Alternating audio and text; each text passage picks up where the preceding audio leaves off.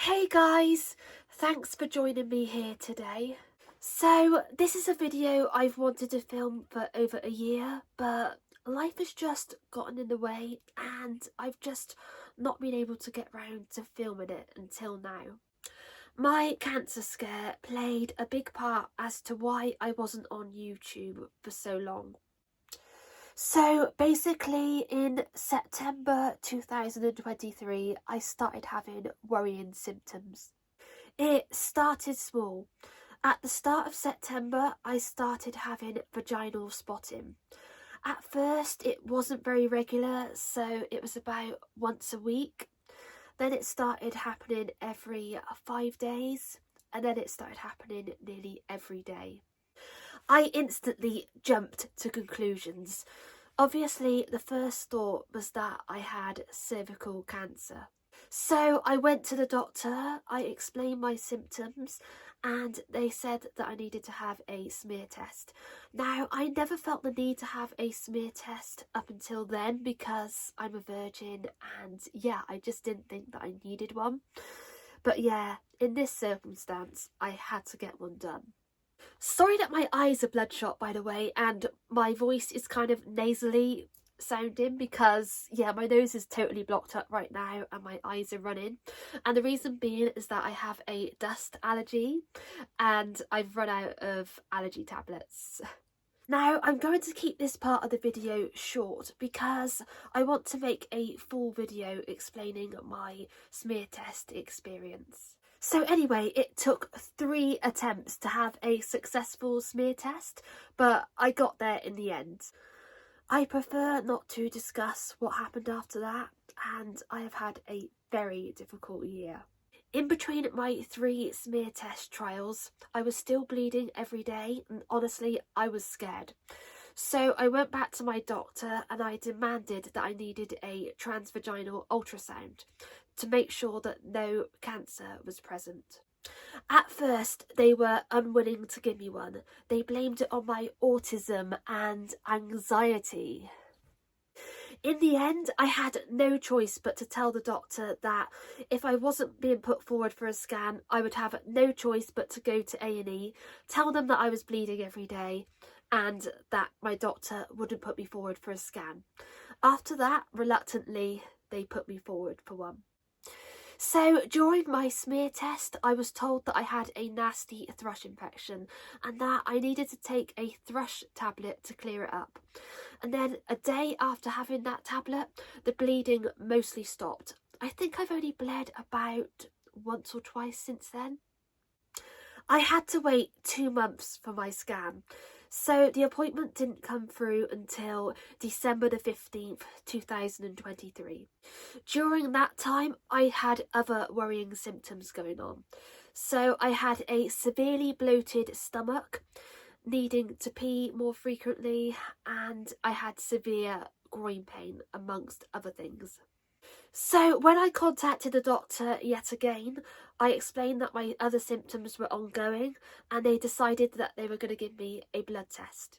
So they didn't tell me at the time, but they actually put me through for a CA125 blood test, and that is used to detect ovarian cancer. So on the 8th of December, I had the blood test, and then on the 12th of December, my phone rang whilst I was in a charity shop. It was the doctor.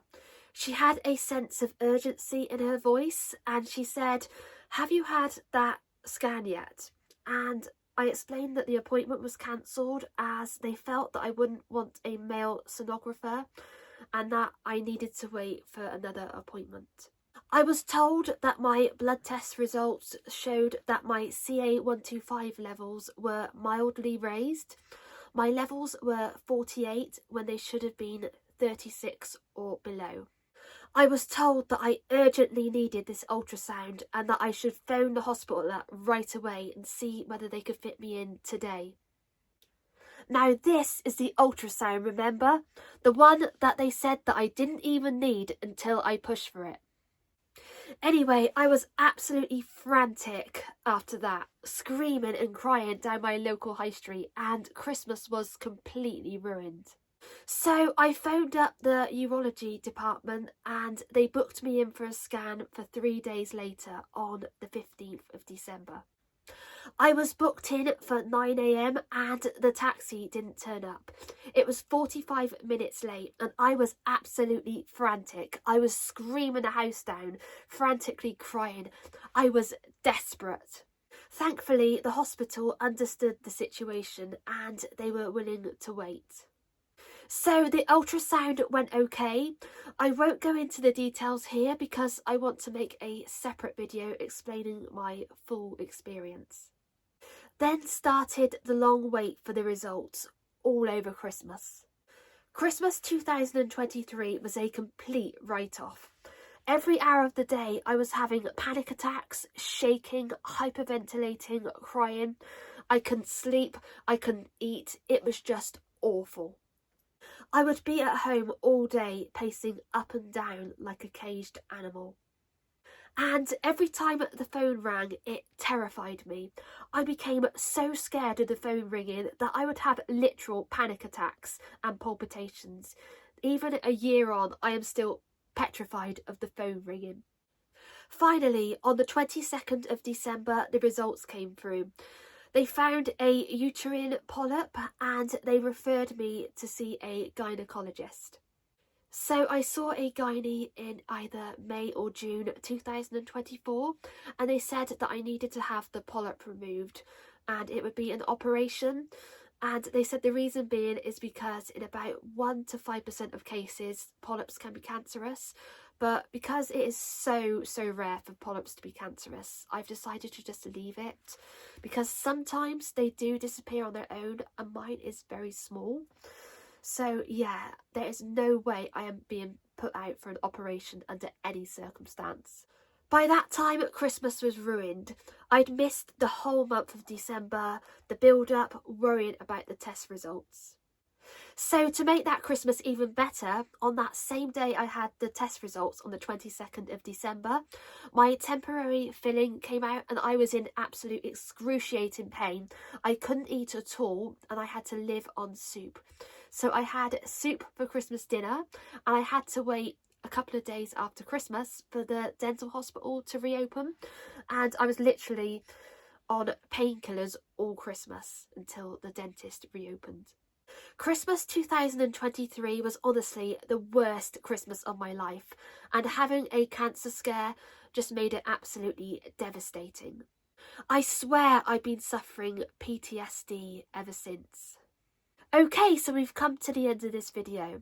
So I'm going to be making a follow-up video of my smear test experience, what it's like having a transvaginal ultrasound, and how I think I'm suffering from PTSD after this horrific experience. Please subscribe and give my video a thumbs up if you're interested in seeing my future autism and health related videos. Bye! Thanks for watching!